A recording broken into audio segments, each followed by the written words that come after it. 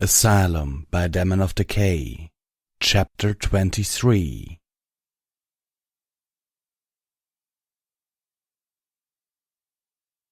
I really don't think we should be doing this, Pinkie Pie whispered as she crept behind Twilight. We're gonna get in so much trouble. Nervous eyes darted from shadow to shadow, gazing through the ominous half-light cast by the few overhead lights still operating so late at night. It's going to be okay, Twilight whispered over her shoulder as they slunk around a corner. She pointed at a pair of large oak doors further down the hall. I just need you to unlock the door to his office. We'll slip in and out, no problem. But what if they catch us? She turned back, holding a firm stare on Pinkie for several seconds before speaking. They won't. Pinkie bit her lower lip, but quickly withered beneath Twilight's gaze and nodded. She shuffled forward, compulsively glancing up and down the hallway before she settled in place in front of the ornate wooden doors.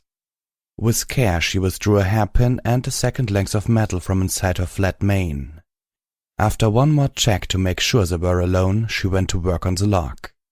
Sitting back to leave Pinkie to her work, Twilight occupied herself by trying to decide how a pony so afraid of doing the wrong thing would ever learn how to pick locks. I guess making other ponies happy is more important than always following the rules.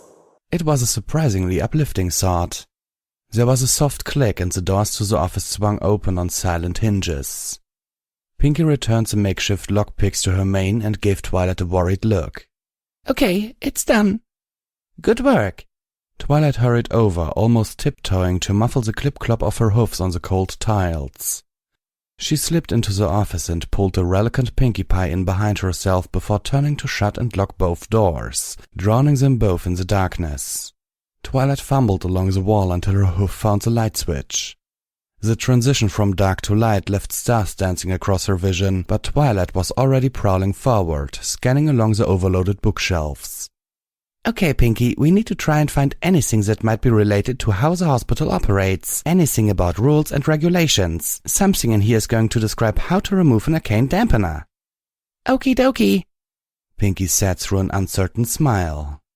The pair broke off to each side, searching in silence. It was only after Twilight had gone down her side of the room twice and had even finished a quick pass along Pinkie's side, just to be sure, that she finally turned her attention to the desk sitting beneath the large windows. Wider than three ponies standing nose to tail, it was a polished oak monument to Rose's vanity. Like the stallion, the desk was a well-groomed piece of theater, clean, organized, and imposing. It was also clear that Rose took his privacy seriously, with every drawer locked up tight, so Twilight turned her attention to the small stack of papers resting atop the desk. She picked up the topmost folder. Inside were the medical records for a mare named Pallet Shift. Twilight flipped through the pages. Head injury at work, severe mental damage, vegetative state, need for dedicated medical care. Twilight grabbed the next one. Patient name, Sunbeam, Pegasi. Severe depression brought about by the loss of a parent. Undergoing therapy. Responding well to medication. As Twilight set the two folders aside, a third marked with a small red line beneath the name Wing Song caught her eye. Inside, everything was laid out in straight lines of text, the stodgy medical terminology and opaque acronyms doing little to breathe life into Windsong as a young unicorn. The story of her struggles with early-onset dementia was told with the cold, succinct precision of any medical report. Windsong's symptoms seemed so far removed from reality when couched in the language of the clinical professional, screaming fits and bouts of self-damaging hysteria when described like momentary speed bumps. The discussion changed tone as Twilight moved to the second page. It was like trying to decipher a foreign language, but phrases like arcanoshock therapy and magically assisted neural alteration stood out amongst the literature. Even to Twilight's journeyman's eyes, it was clear Windsong had not responded well to Dr. Rose's treatment. Each flop was met by a renewed attempt, a mathematical equation to be solved with higher doses and longer treatments. Every success was justification enough to try for more.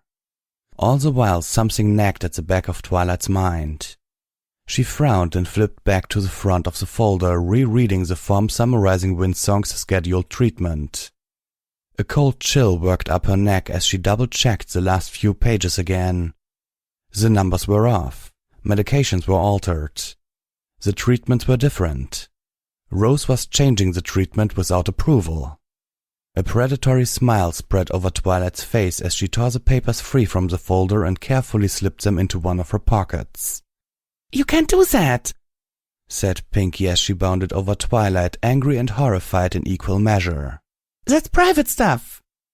Twilight returned the empty folder into the bottom of the pile. She frowned when she noticed that the desk still didn't look right. It made her anxious. Only after Twilight had equally spaced out the pens and made sure the stacks of folders were perfectly aligned did she remember Pinkie Pie was standing at her side. "Huh? Oh, look, this is too important to worry about privacy. I have to show this to Applejack and Rarity. Here is proof that Rose is lying. Proof that neither of them can ignore. It's not going to convince them that I'm sane, but it will help. And once we're done, we'll give it back." Twilight gave the unconvinced Pinky her most reassuring smile. "I promise." There was jingle of keys and the faint scrape of metal on metal before the office door was unlocked with a sharp click. "I can't believe I forgot to turn off the lights," said Rose. "These late nights are getting to me." "It's been a long day," Amare replied. Twilight winced as she cowered beneath the desk with Pinkie Pie. The pair of them pressed together in the small space beneath the desk, locked in an uncomfortable embrace like inexperienced lovers. They shared a worried look, both of them recognizing the mayor's voice. "Why did it have to be Applejack?" thought Twilight. Fear gave her the strength to resist swearing. "If she finds me inside Rose's office, she'll never trust a thing I say again." "But I'm scheduled to be here until the morning crew arrives, while you could have gone home hours ago, so what's your excuse?" Applejack asked, her voice flavored with a harmless teasing of close professionals. "Even when you're the boss, you don't always get to pick your own hours, especially when a family emergency comes up. It's a bit last minute, but are you sure you'll be okay covering Royal Derby's shift tonight?" The soft brush of approaching hooves on carpet turned Twilight's stomach to ice. She could see her terror mirrored in Pinkie Pie's face, their shared dread freezing them into place like statues. They hardly dared to breathe as the doctors drew closer. "Oh, shucks, it's nothing. I grew up working late days on the farm, and Roy needs to be there for his dad," said Applejack. There was a creak of old wood as Applejack took a seat on one of the chairs sitting in front of the desk. "Now you said you wanted to talk about Twilight." The scent of Rose's cologne tickled Twilight's nose, the glimpse of his hoofs from beneath the desk making it clear he was staring out through the windows. Yes. Well, most of the patients are certainly showing progress on our new treatment regime. Twilight sparkles ahead by leaps and bounds. I think you'll agree that it is a significant improvement over where she was 6 months ago. I'm very pleased with how well she has responded so far. Very pleased indeed." There was a pause. "There's a bot coming, isn't there?" Applejack asked. Rose chuckled as he turned back around to face Applejack. "Quite. But while she is showing fantastic progress, you've requested that we not go forward with treating other patients along Twilight's model. Your report says you have some concerns about how she's handling the observed side effects. Hasn't she started to overcome the temporary amnesia?" "I reckon I wouldn't even call it amnesia at this point. She's missing memories, sure, but it seems more like they've just been altered. She makes new memories just fine, but her life before her treatment is one big fantasy weaved into reality. It's just not something I've experienced before." "More delusions, then?" "I don't think so," Applejack said. Twilight could almost picture her rubbing her chin as she mulled over her words. "At least not like she used to have. She's perfectly lucid all day. On the outside they look like delusions, but there's none of that inconsistency we've seen before. I'd say they're less delusions and more a memory problem at this point." Pinkie Pie shivered as she clutched her tail tightly against herself. Twilight tried to silently reassure her, but Pinkie didn't meet her gaze. When Rose dropped something onto the desk, both of them flinched. Pinkie bit her lower lip hard enough that Twilight feared she'd draw blood. "This is not wholly unexpected," said Rose with care. There was the sound of papers being shifted around on his desk. "We were trying to stabilize her mental state to prevent arcane energy from creating a relapse. There was an allowable chance that she could suffer some temporary memory issues. I'd hardly call it a memory problem. In fact, this could even be to her benefit. Without the memories of her youth, there won't be the guilt and threat of self-harm. We can just treat her for the symptoms she still has until they return. Well, that's the other thing. Most of the major symptoms are in remission. While she still shows her OCPD tendencies to a degree, there don't seem to be any of the hallucinations, social problems, or jumbled thoughts. We should still keep the mirrors out of her room for now, but there have only been 2 episodes in the past weeks where hallucinations may have played a part. It's not clear. Even so, it's all manageable with proper medication at her current level. Applejack, it sounds like the only thing that hasn't gone to plan so far is her missing memories. Twilight's life has improved drastically. It's still early, of course, but it looks like what was a crippling illness has been transformed into a treatable condition. Everything is far within the acceptable boundaries so far. Do you still think we shouldn't go forward with the treatment model on other patients? I do. And why is that? It's her amnesia. Rose, I know you don't think it's the biggest concern, and you keep saying that they should return eventually, but it don't sit right with me. I'm starting to doubt that those memories will ever come back, if I'm perfectly honest. You can't know that, Rose interjected. There was a thump as she jumped to her hoofs, her passionate tone causing her country drawl to seep into her words. Exactly. We don't know. What we accomplished with the tests, nearly curing those mild cases, that was revolutionary. We saved lives, Rose, but none of them ever showed side effects like this. Even if we're not making the expected progress, the chance of permanent memory alteration is a cause for concern. We can't just go rooting around in their minds like a hungry hog. There's a reason every aspect of this treatment is so darn controlled. If it turns out that I'm just a groundhog frightened of shadows and Twilight does get her memories back, then so be it. Heck, even if she never remembers any of it, then yes, I'll be the first to admit that's a small price to pay. But how can you be sure that it's the only cost? Our cure might end up being worse than what we have now. Rose's normally collected tones evaporated like a puddle in the desert, indignant fury dripping from every word. Worse. Worse? How can anything be worse than the barbarity of a keratotomy? We're trying to keep ponies from being butchered by a bunch of old stallions with their heads up their asses. They turn ponies into empty shells and call it a success because their patients are easier to deal with afterwards. How can you ever compare my treatment to that cruelty? And what happens if we end up doing with magic what they do with a saw? There was a long, lingering silence. Under the desk, Twilight sat transfixed, her worry about being discovered having vanished as she held on to every word exchanged. When Rose finally spoke, the acrimony was gone, replaced by a very calm. I understand your views on the matter, but it's only conjecture at this point. Your observations about her memory don't match up with the data from the scans, all of which show definite improvement. Yes, that can change, but like you say, even if Twilight ends up never regaining her full memories, the progress she has made will all have been worth it. I can't rightly comment on what scans show, Applejack said stiffly. After all, I still haven't seen them. You'll have some by Monday, I promise. The electrical problems shorted out the photocopier and I've been stuck waiting for the replacement to be delivered. Why not give them to me now? Because that's not important right now, Rose barked. After another long pause, he let out a sigh. I'm sorry I shouted at you. I'm not getting enough sleep and the lack of similar results amongst the rest of the treatment group isn't making that any easier. But it's not just Twilight I have to worry about. It's been a year since we've shifted from the clinical trial to treating more serious cases. If we can't demonstrate real and substantial progress soon, then they're liable to cut our funding or just revoke their approval entirely. If we fail now, it could be years before we could get another chance. How many sick unicorns will lose their horns in that time? We both swore the same oath when we graduated, Rose. We promised to do no harm.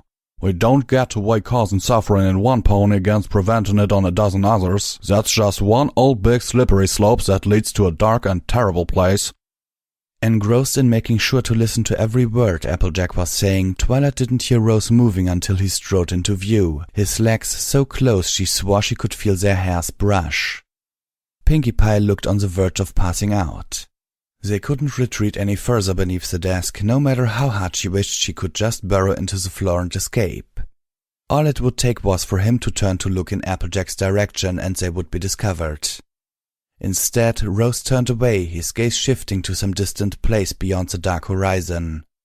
When he finally spoke, his voice was as dry and faded as an old photograph.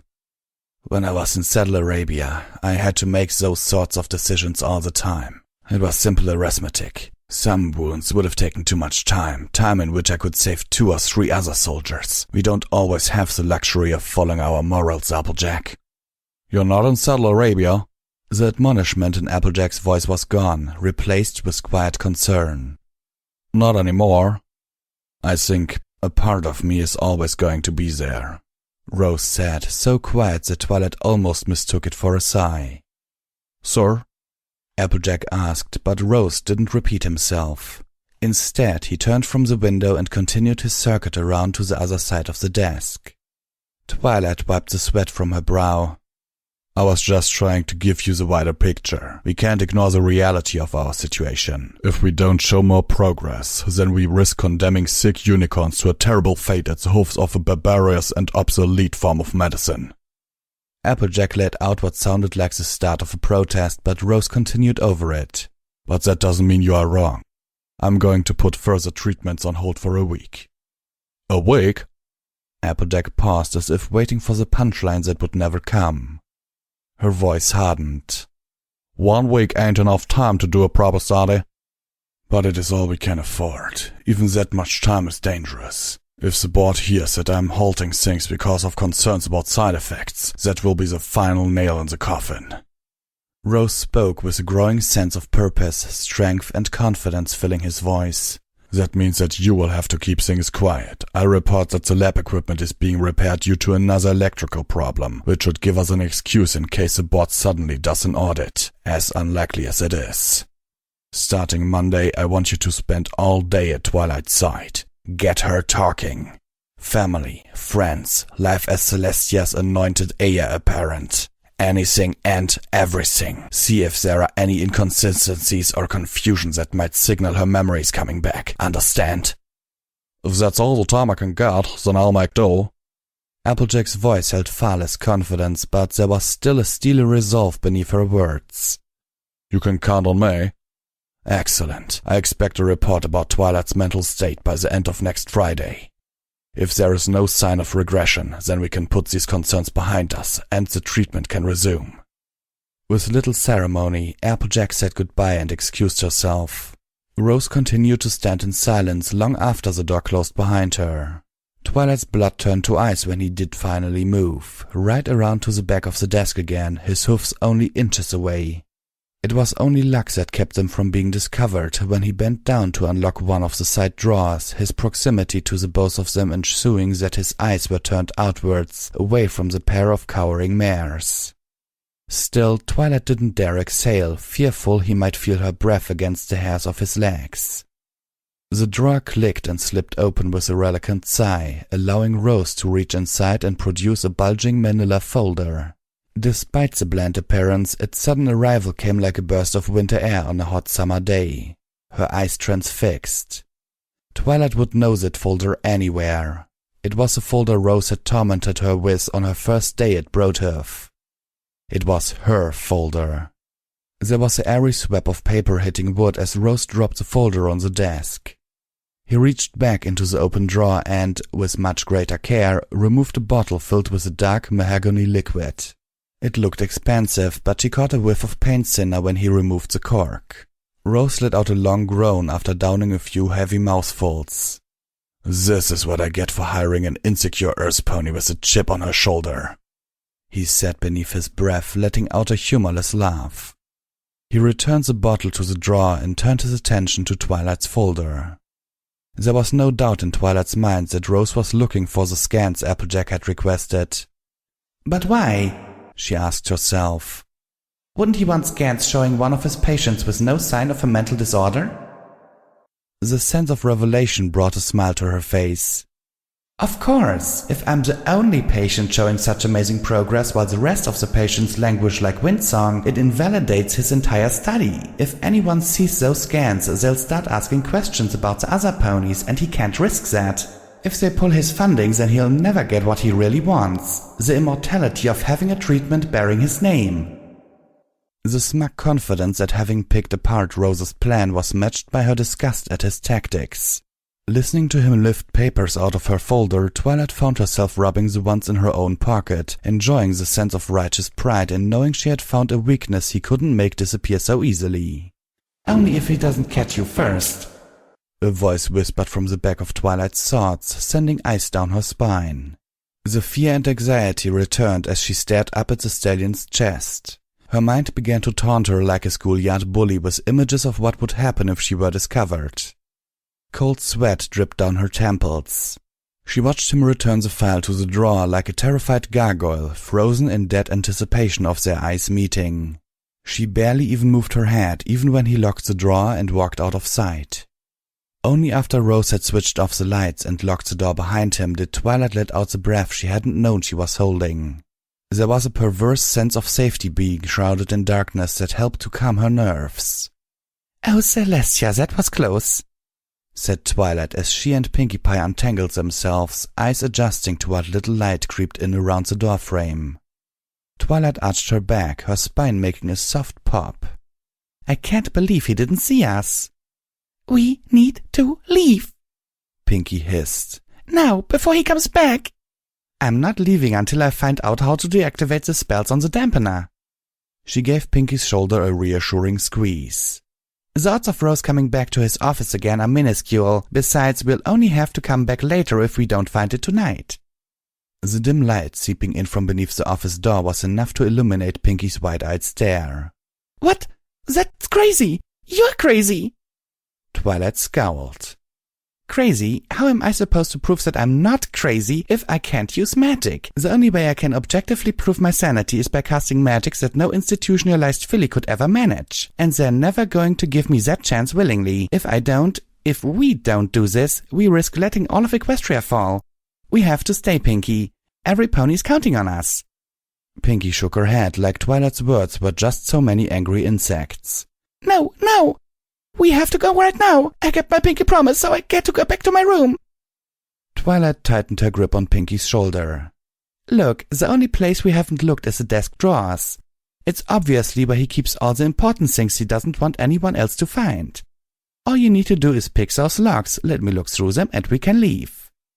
Pinkie stiffened. "I said no! I'm not doing it! I'm leaving!" she said, pulling free from Twilight's grip.